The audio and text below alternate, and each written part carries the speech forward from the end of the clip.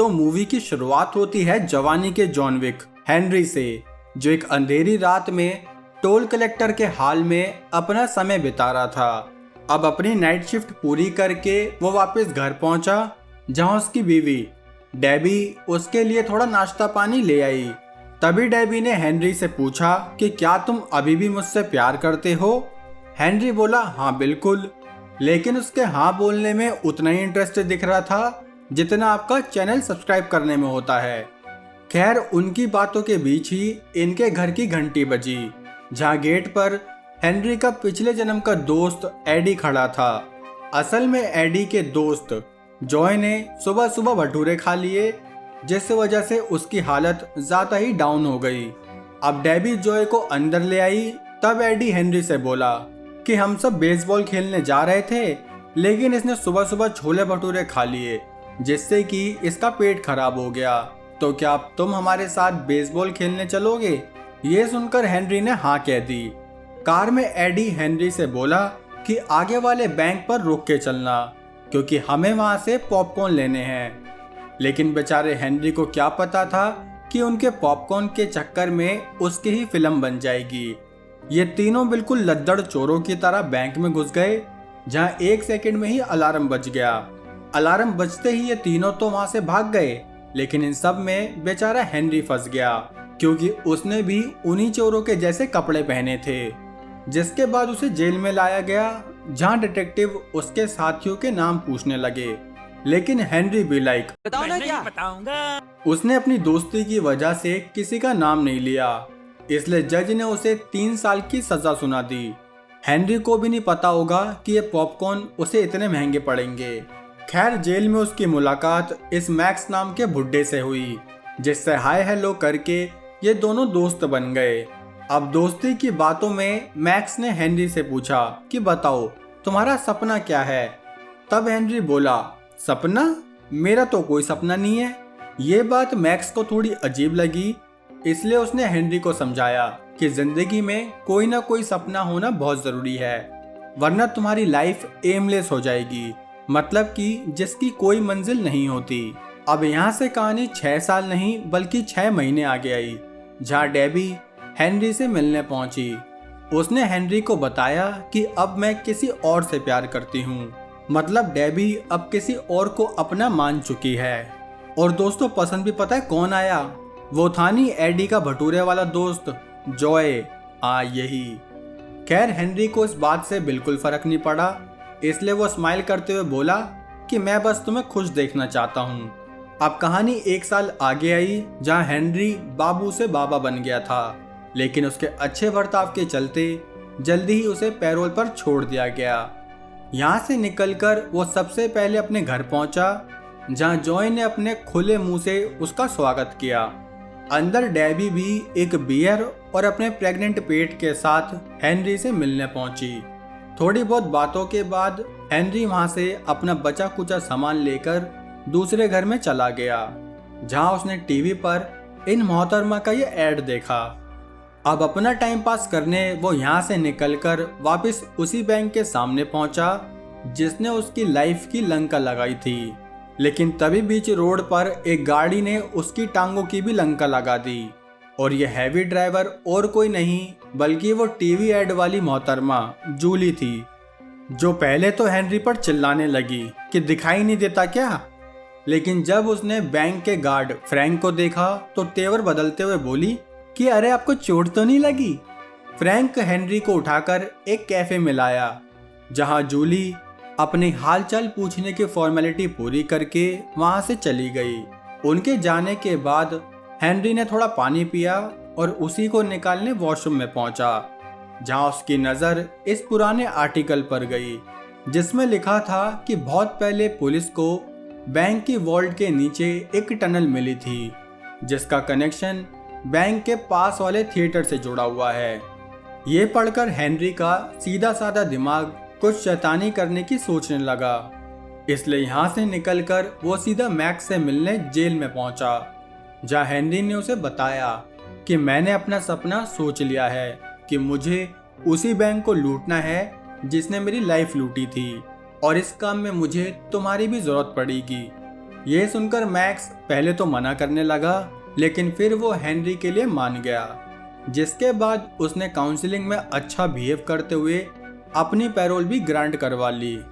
अब इन करण अर्जुन का मिलन होते ही ये वापस उसी न्यूज आर्टिकल को देखने पहुंचे, जिसे देखकर मैक्स बोला कि ये आर्टिकल 80 साल पुराना है, इसलिए पहले हमें ये पता करना होगा कि अभी तक वो वॉल्ट उसी जगह पर है या नहीं। जिसके लिए वो दोनों बैंक में पहुंचे।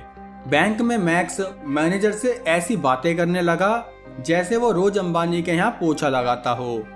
मैनेजर भी मैक्स की बड़ी बड़ी बातों से काफी इम्प्रेस हुआ, जिस बीच मैक्स ने ये पता कर लिया कि हाँ, वो वॉल्ट अभी भी उसी जगह रखी हुई है। अब यहाँ से निकलकर ये उस थिएटर में पहुंचे जिसकी टनल अभी भी वॉल्ट से जुड़ी है।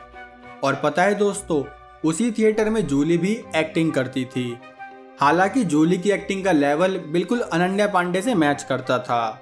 खैर, मैक्स वहां भी लंबी लंबी फेंकते हुए बोला कि आज से ठीक 20 साल पहले मेरा इस थिएटर में अलग ही टोरा था। फिर वो बोला कि मैं इस थिएटर को एक बार दोबारा देखना चाहता हूँ। जिसके बाद एक आदमी मैक्स को अपने साथ थिएटर दिखाने चला गया। अब थिएटर के बहाने मैक्स को बातों बातों में पता चला कि उस वॉल्ट से जुड़ी टनल एक ड्रेसिंग रूम की दीवार के पीछे से निकलती है। यहाँ हेनरी को जूली को ज्यादा ही अच्छी लग रही थी, इसलिए उसने जूली को आज रात डिनर के लिए पूछ लिया, जिसके लिए जूली ने मात्र 0 सेकंड में हाँ कह दी। अब शाम को इनका डिनर शुरू हुआ, जिसमें दोनों ने खूब मीठी मीठी बातें करी, लेकिन इतनी सारी बातों से भी इनका पेट नहीं भरा, तो इसलिए इन्होंने अगले ही दिन से ये दोनों रिलेशनशिप में आ गए, जहां हेनरी ने सच्चा आशिक बनते हुए जूली को अपने प्लान के बारे में सब बता दिया। अब जब ये बात मैक्स को पता चली तो पहले तो वो हेनरी पर गुस्सा करने लगा, लेकिन फिर 60 सेकंड के बाद वो खुश शांत हो गया, क्योंकि उसके दिमाग में कुछ अलग ही बिरयानी पक रही थी। असल में वो चाहता था कि जूली हेनरी को अपने नाटक में कोई रोल दिलवा दे, ताकि फिर हेनरी उसी टनल वाले ड्रेसिंग रूम को डिसाइड करके अपना प्लान आगे बढ़ा सके। जूली ने भी ज्यादा भाव ना खाते हुए अपने डायरेक्टर से हेनरी के लिए बात कर ली। तब डायरेक्टर बोला कि अगर इसने सही से एक्टिंग की तो हम इसे अपने नाटक में ले लेंगे।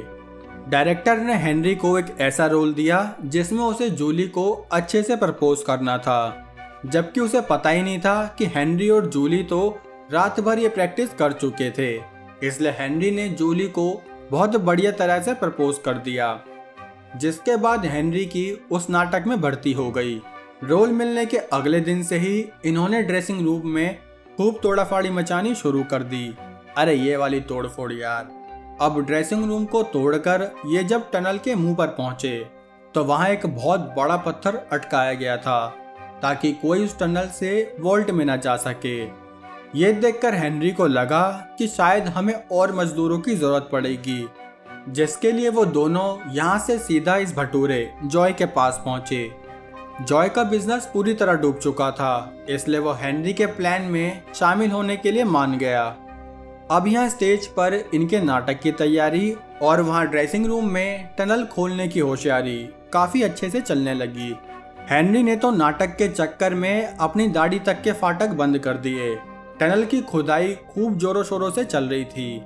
ऐसे ही एक रात ये तीनों थिएटर से वापस घर जा रहे थे, तभी इन्हें बैंक का वो गार्ड फ्रैंक रोकते हुए बोला कि पहले मैंने तुम्हें बैंक में देखा, फिर बैंक की पास वाली गली, और अब तुम बैंक के पीछे वाले थिएटर से बाहर निकल रहे हो, इसलिए मैं जानता हूँ तुम लोग क्या करने वाले हो।